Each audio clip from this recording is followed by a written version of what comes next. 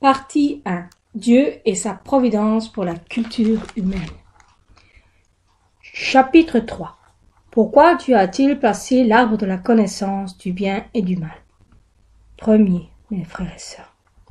L'arbre de la connaissance du bien. Lorsque vous élevez des enfants qui ont à peu près 2 à 3 ans, ils peuvent se blesser en touchant ou mangeant des objets dangereux dans la maison. Par exemple, supposons qu'il y ait du poison dans la maison. Même si les parents disent aux enfants « Tu ne dois jamais boire ceci », ils ne comprennent pas ce que cela veut dire. C'est pourquoi les parents cachent les choses dangereuses pour leur enfant ou retirent ces choses de la maison. Ils ne retirent tout d'abord que les choses dangereuses de la maison afin que leur enfant ne soit pas blessé. Mais dans la Bible, il y a un sujet étrange. Il s'agit de l'arbre de la connaissance du bien et du mal. Dieu a créé l'homme à sa propre image et a beaucoup aimé le premier homme, Adam. Il a placé son bien-aimé Adam dans le jardin d'Éden afin qu'il y vive, mais il a aussi placé l'arbre de la connaissance du bien et du mal. Mais si Adam en mangeait, il mourrait certainement. Adam a mangé de l'arbre et lui a tous ses descendants devinrent des pécheurs, qui devaient faire face à la punition de la mort. Pourquoi Dieu a-t-il alors placé un arbre tel dangereux dans le jardin? Dieu ne savait-il pas que Adam en mangeait? Alors cela signifie-t-il qu'il y avait quelque chose que Dieu ne savait pas? Et alors nous ne pouvons pas dire qu'il est omniscient. Cependant, si Dieu Tout-Puissant a placé l'arbre là, en sachant que toute chose cela signifie qu'il n'aimait pas Adam? Bien sûr que non. Dieu savait toutes choses et il aimait beaucoup Adam. C'est pourquoi il y a placé l'arbre de la connaissance du bien et du mal. 2, mes frères et sœurs. Adam dans le jardin d'Éden. Lorsque Adam a été créé, malgré que son apparence fût celle d'un adulte, il était tout comme un bébé, nouveau-né en ce qui concerne la connaissance. C'était tout comme un super ordinateur de haute technologie qui n'aurait pas de données au départ de cette situation. Adam a commencé à gagner toute espèce de connaissance, pas à pas directement de Dieu. Il a appris sur Dieu le monde spirituel, la vérité, la bonté, la lumière et beaucoup d'autres choses de la connaissance spirituelle, y compris la connaissance nécessaire pour tout diriger. Après qu'Adam ait acquis suffisamment de connaissances, il a finalement possédé les qualifications pour diriger et soumettre toutes choses en tant que Seigneur de la création. Genèse 2:19 dit « L'Éternel Dieu forma la terre, tous les animaux, les champs et tous les oiseaux du ciel. Il les fit venir vers l'homme pour voir comment il les appellerait et afin que tout être vivant porte le nom que lui donnerait l'homme. » Aujourd'hui même, le meilleur étudiant en ornithologie ne serait capable de connaître tous les noms et caractéristiques de tous les oiseaux de la terre. Mais Adam connaissait les caractéristiques et l'écologie non seulement de tous les oiseaux, mais aussi de tous les animaux, de manière à ce qu'il puisse tous les nommer de façon appropriée.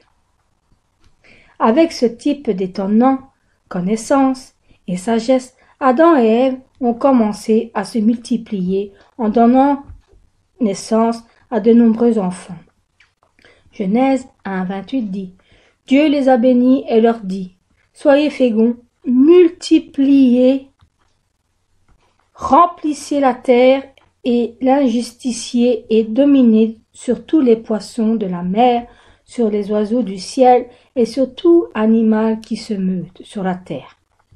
Comme cela avait été dit, ils donnèrent naissance à de nombreux enfants, le fait qu'Adam et Ève donnaient naissance à des enfants dans le jardin d'Éden peut être trouvé dans la Bible.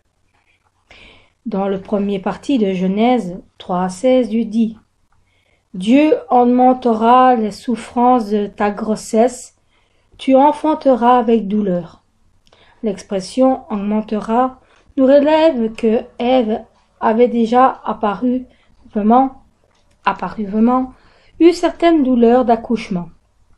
Afin que le bébé sorte, le pelvis doit s'élargir et il doit donc y avoir une certaine douleur. Mais avant la malédiction, la douleur était moindre. Mais après cela, Dieu dit qu'elle augmentera grandement. C'est pourquoi qu'il y a des fortes douleurs dans le travail de l'accouchement aujourd'hui.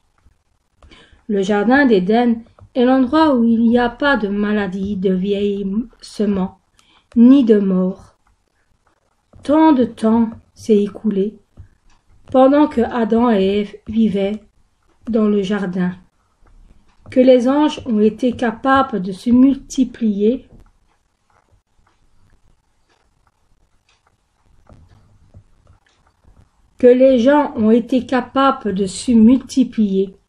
Lorsque Dieu m'a expliqué le message de la croix, il m'a dit que Adam avait vécu dans le jardin d'Éden pendant un temps inimaginable. La Bible le mentionne brièvement en tant de gens et ont une mauvaise compréhension.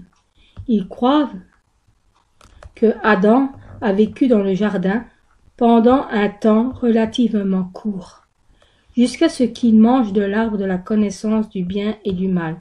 Dire que l'histoire de la culture humaine est de 6000 ans. Ces 6000 ans n'ont pas commencé au moment où Adam a été créé, mais au moment où il a été chassé vers cette terre. Une incalculable période de temps s'est écoulée entre la création d'Adam et son péché. Pendant cette longue période de temps, Adam a joui d'une grande autorité en tant que Seigneur de toutes choses, et il ne manquera de rien. 3. Mes frères et sœurs, la tentation de Satan. Mais lorsque Dieu a permis à Adam de vivre dans le jardin d'Éden, il a interdit une chose à Adam. Ne pouvait pas manger de l'arbre de la connaissance du bien et du mal. Genèse 2:16 dit « L'Éternel Dieu donna cet ordre à l'homme. Tu pourras manger de tous les arbres du jardin, mais tu ne mangeras pas de l'arbre de la connaissance du bien et du mal, car le jour où tu en mangeras, tu mourras certainement. » Au début, Adam et Ève ont bien observé ce commandement, mais comme le temps passait, ils n'ont pas gardé le commandement de Dieu dans leur cœur. Les anges ont été créés uniquement pour observer les ordres de Dieu sans condition. Mais aux hommes, Dieu a donné un libre arbitre. Les hommes peuvent obéir ou choisir de ne pas obéir, selon leur libre arbitre. Après qu'un temps, pas assez long, soit écoulé, Adam et Ève n'ont plus gardé la parole de Dieu dans leurs pensées. Avec leur volonté propre, ils ont donc mangé de l'arbre de la connaissance du bien et du mal. Jusqu'à ce qu'Adam et Ève eurent mangé de l'arbre, le serpent joue un rôle très important. L'ennemi, diable et Satan, ont incité le serpent à tromper Ève. Aujourd'hui, beaucoup de gens sont dégoûtés lorsqu'ils voient les serpents. Mais ce n'est pas que les hommes aient détesté les serpents depuis le commencement. c'est-à-dire au moment où ils ont été créés. Les hommes ont commencé à détester les serpents de plus profond de leur nature, parce que les hommes sont arrivés sur le chemin de la mort à cause du serpent. En effet, le serpent, avant qu'il ne soit maudit, n'était pas repoussant du tout. Tout comme les autres créatures de Dieu, il était gentil et avait un aspect plaisant. L'apparence actuelle des serpents est celle qui était changée en pire à cause de la malédiction de Dieu. Après qu'il ait trompé Ève, le serpent n'était pas seulement gentil, mais il était très rusé. Cela veut dire qu'il était astucieux. Être rusé signifie, en d'autres termes, qu'il avait la sagesse pour gagner le cœur des gens. Le serpent était rusé de sorte qu'il pouvait plaire à Ève et gagner son cœur. Ainsi, lorsque le serpent a essayé de la tromper, il est évident qu'elle n'a pas été sur ses gardes. Lorsque vous menez une vie chrétienne, dans nombreux cas, l'ennemi diable Satan vous tente pour vous faire commettre des péchés au travers de ceux qui vous sont proches. Lorsque vous êtes tenté par votre famille, vos amis ou ceux que vous aimez, vous serez plus inclin et écarté de la vérité pour eux. Lorsque Satan a tenté Ève, il a choisi le serpent, qui était d'habitude très proche, très près d'Ève. Le serpent demanda un jour à la femme: « Dieu a-t-il réellement dit: vous ne mangerez pas des arbres du jardin ?» Et la femme lui répondit: « Nous pouvons manger des fruits des arbres du jardin, mais Dieu a dit: vous ne devez pas manger du fruit de l'arbre qui se trouve au milieu du jardin, et vous ne devez pas le toucher de peur que vous ne mourriez. » Dieu avait enfin dit: si vous en mangez, vous mourrez certainement. Mais parce que Ève n'avait pas gardé la parole de Dieu dans son cœur, elle a répondu: de peur que vous ne mouriez. Elle a donc transformé la parole de Dieu comme si elle pouvait ou ne pouvait pas mourir, en mangeant du fruit de l'arbre. Si nous ne gardons pas la parole de Dieu dans notre cœur, mais que nous la transformons ainsi, nous serons plus facilement tentés par Satan la prochaine fois. Lorsque Ève a changé la parole de Dieu, le serpent a pu entrer dans cette porte. Le serpent dit: « Vous ne mourrez point, mais Dieu sait que le jour où vous en mangerez, vos yeux s'ouvriront et que vous serez comme Dieu, connaissant le bien et le mal. » Du point de vue, Ève n'avait même aucune intention de manger du fruit de l'arbre, parce que cela avait été interdit par Dieu. Mais lorsqu'elle a accepté la tentation du serpent, elle voulait devenir comme Dieu. C'est pourquoi lorsqu'elle a regardé l'arbre maintenant, il lui apparut totalement différent, comme la convoitise des yeux. La convoitise de la chair et l'orgueil de la vie avaient été agités. Le fruit paraissait bon à manger, agréable à la vue et aussi précieux pour ouvrir l'intelligence. Elle viola donc le commandement de Dieu et mangea de l'arbre, et elle en donna même à son mari, Adam, pour qu'il en mange. 4. Mes frères et sœurs, la désobéissance d'Adam. la conséquence de la désobéissance d'Adam et Ève au commandement de Dieu. La parole de Dieu qui dit « Vous mourrez certainement » fut accomplie dans leur vie, selon la loi du monde spirituel dans Romains 6 à 23. Le salaire du péché, c'est la mort. Ils devaient payer le prix de leur péché, bien sûr. Adam et Ève ne sont pas morts immédiatement après avoir mangé de l'arbre, mais la parole de Dieu qui dit « Vous mourrez certainement » n'était pas uniquement pour la mort physique. Cela signifiait une mort plus originelle qui est la mort de l'esprit. Notre corps physique n'est qu'une enveloppe visible qui contient notre esprit, et les choses les plus importantes pour l'homme sont son âme et son esprit, contenus dans son corps. L'esprit de l'homme peut vivre et recevoir la vie de Dieu au travers d'une communication avec lui. Mais après qu'Adam fut devenu un pécheur, il ne pouvait plus communiquer avec Dieu. Les hommes furent donc coupés de Dieu.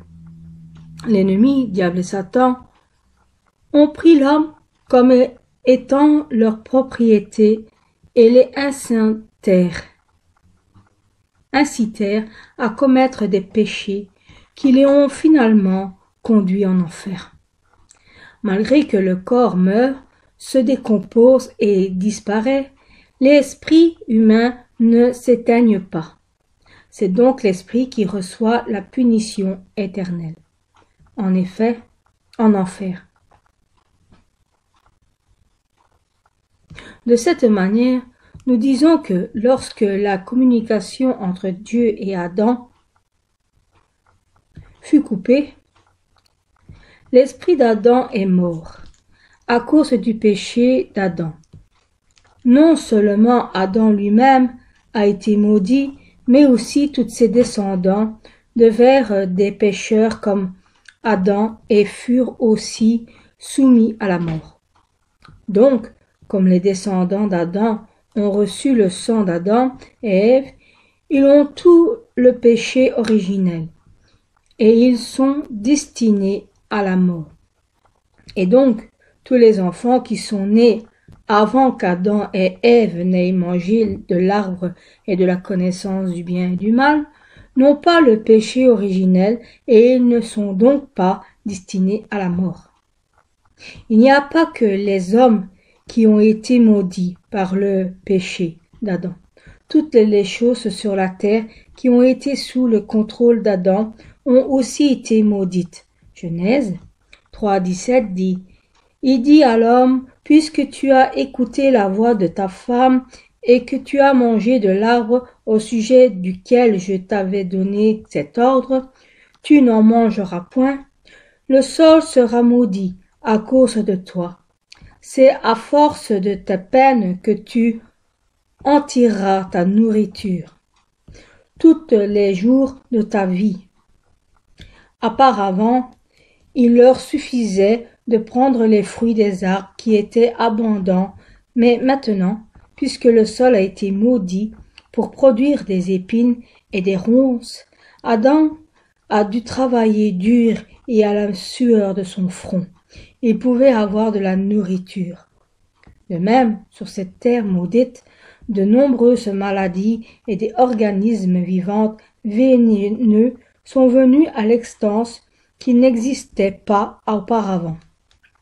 Les hommes ont aussi commencé à souffrir d'épreuves et de difficultés qui leur ont été imposées sur l'ennemi diable Satan.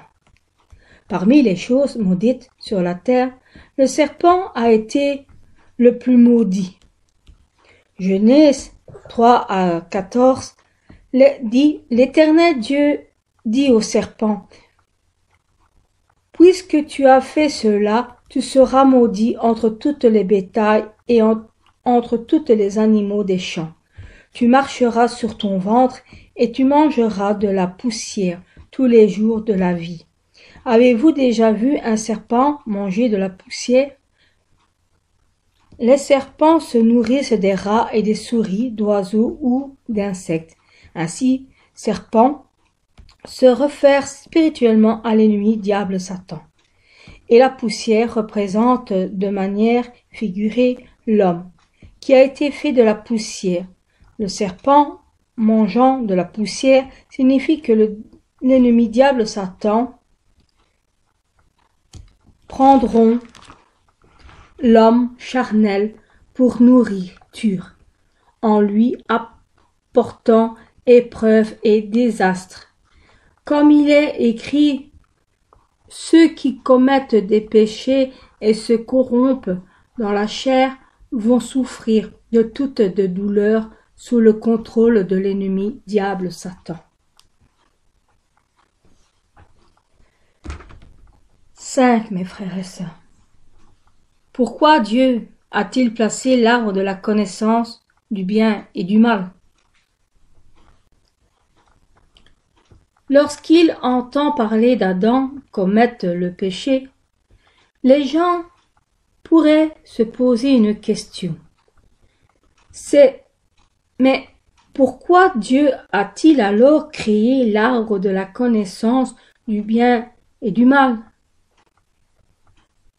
Si Dieu n'avait pas placé cet arbre-là, Adam n'aurait jamais mangé. Il n'aurait donc pas commis de péché et il ne devait pas non plus recevoir la punition de la mort. Dieu savait certainement qu'il en mangeait. Et il aimait beaucoup Adam. Mais malgré cela, il a placé l'arbre. Quelle est la raison? En fin de compte, Dieu a placé l'arbre de la connaissance du bien et du mal afin de donner le véritable bonheur à Adam. Le jardin d'Éden dans lequel habitait Adam était un endroit tellement beau et pacifique où rien ne manquait. Adam qui vivait dans ce jardin était très heureux. Non, il n'était pas heureux. Pour être plus précis, il ne pouvait rien ressentir. Comme le bonheur, il ne connaissait pas le bonheur. C'est parce qu'il n'avait jamais expérimenté le malheur qui est le contraire du bonheur. Adam n'a jamais expérimenté aucune maladie, mort, ni accident dans le jardin d'Éden, et il n'a donc jamais souffert de douleur ni de regrets causés par ces choses. Bien sûr, lorsque Dieu lui a expliqué ce qu'est le malheur, il pouvait le comprendre mentalement, mais sans l'avoir expérimenté lui-même. Il ne pouvait réaliser dans son cœur combien être malheureux et douloureux. Afin que les hommes puissent réaliser le vrai valeur de quelque chose, il doit avoir expérimenté le contraire, afin de connaître la relativité de ces choses. Imaginez-vous que vous n'ayez jamais été malade depuis votre naissance. Vous ne connaîtrez donc pas dans votre cœur à quoi ressemble la douleur et le regret de la maladie. Peu importe le nombre de commentaires que vous y avez, si vous avez quelqu'un qui souffre de maladie, vous pouvez ressentir quelque chose, mais vous ne pouvez jamais ressentir la douleur d'être malade. Un tel genre de personne ne peut jamais avoir une véritable reconnaissance pour sa bonne santé. Mais si une personne en bonne santé devient malade, il réalisera profondément l'importance de la santé dans son cœur et il sera reconnaissant du fait d'être en bonne santé. C'est la même chose avec toute chose Uniquement ceux qui ont connu la faim peuvent être reconnaissants pour la nourriture abondante. Uniquement lorsqu'il y a le mal, nous pouvons réaliser que la bonté est réellement bonne. Uniquement lorsqu'il y a des ténèbres, nous pouvons réaliser combien précieux est la lumière. Sans la pauvreté, nous ne pouvons être reconnaissants pour la prospérité.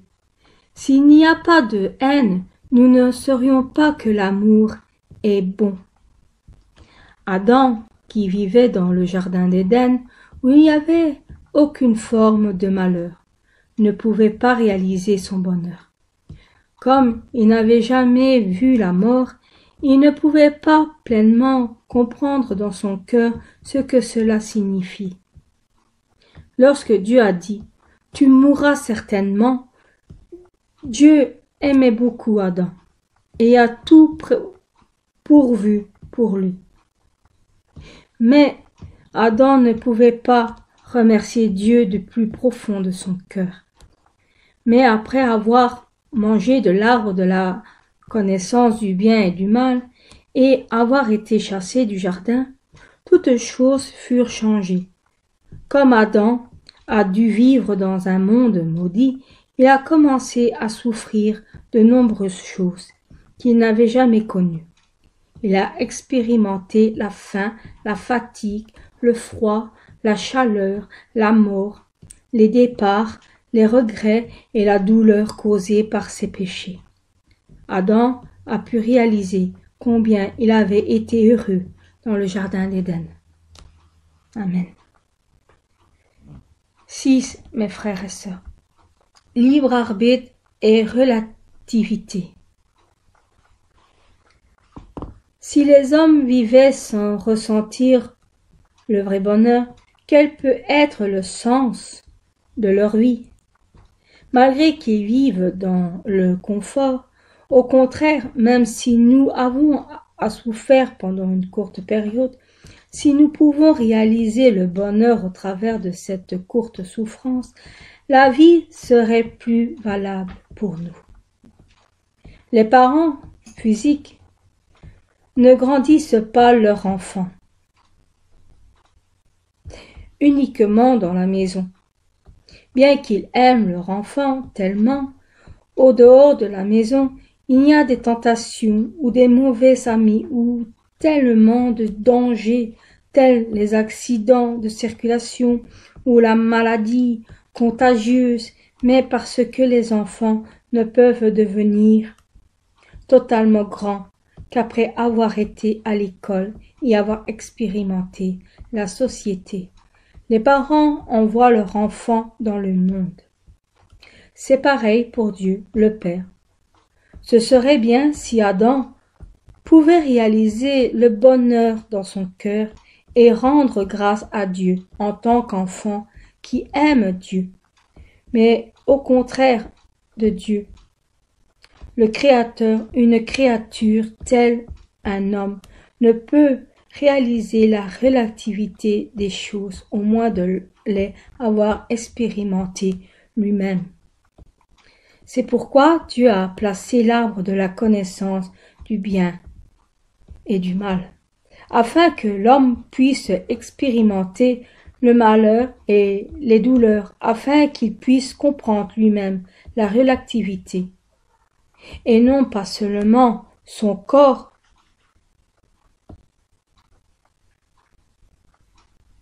et non pas seulement son concept dans son intelligence, mais cela ne peut pas dire que Dieu ait poussé Adam à commettre un péché. C'est seulement que Dieu a permis à Adam de choisir avec son libre arbitre. Adam a finalement mangé de l'arbre et de la connaissance du bien et du mal, de sa volonté propre, et l'humanité a commencé à souffrir de nombreuses espèces de douleurs, telles que le froid, la chaleur, les maladies, la pauvreté, la faim, le désespoir, les pertes et la mort, Lorsque nous irons dans le royaume des cieux, après que nous soyons passés par la culture humaine sur cette terre, où nous souffrons, nous réaliserons combien bon est la vie.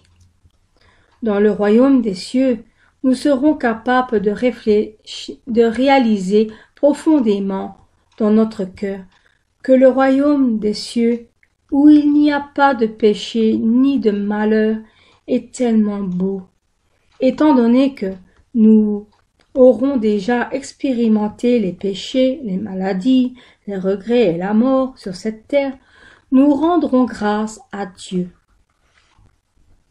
Amen. Du plus profond de notre cœur, pour nous donner un tel merveilleux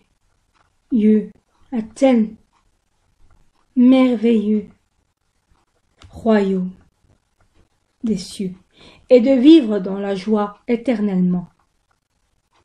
Ce jour-là, même après un temps long, nous ne changerons pas négativement, comme Adam, qui n'a pas été capable de garder la parole de Dieu dans son cœur.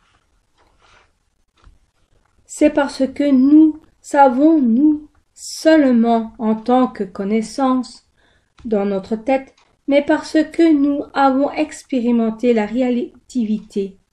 Nous savons avec précision que le royaume des cieux est tellement beau.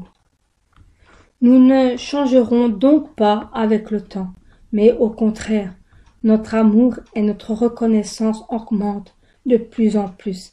Adam a pu expérimenter le malheur en mangeant de l'arbre de la connaissance du bien et du mal. Il a aussi pu réaliser combien heureux avait été sa vie dans le jardin d'Éden. Si vous réalisez la volonté de Dieu en plaçant l'arbre de la connaissance, vous ne pouvez pas qu'admirer les merveilles providence de Dieu. Vous allez naturellement rendre grâce à Dieu pour son amour, de nous avoir donné l'opportunité de recevoir le bonheur éternel. Ceux qui réaliseront ce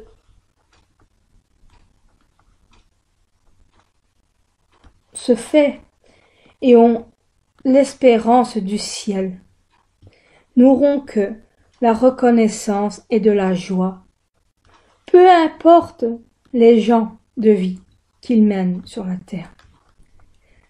C'est pourquoi 2 Corinthiens 4, 17, 18 dit « Car nos légères afflictions du moment présent produit pour nous, au-delà de toute mesure, un point éternel de gloire, parce que nous regardons non point aux choses visibles, mais à celles qui sont visibles, car les choses visibles sont passagères et les invisibles sont éternelles.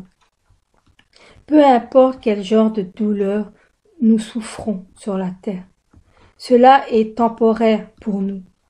Après cette vie, nous nous réjouirons du glorieux royaume des cieux et du bonheur éternel pour l'éternité. Amen. Amen, mes frères et sœurs. 7. Le libre arbitre d'Adam et le fait d'accepter le mal. Certaines personnes demandent comment Adam a-t-il pu commettre un péché alors qu'il n'avait pas du tout de péché.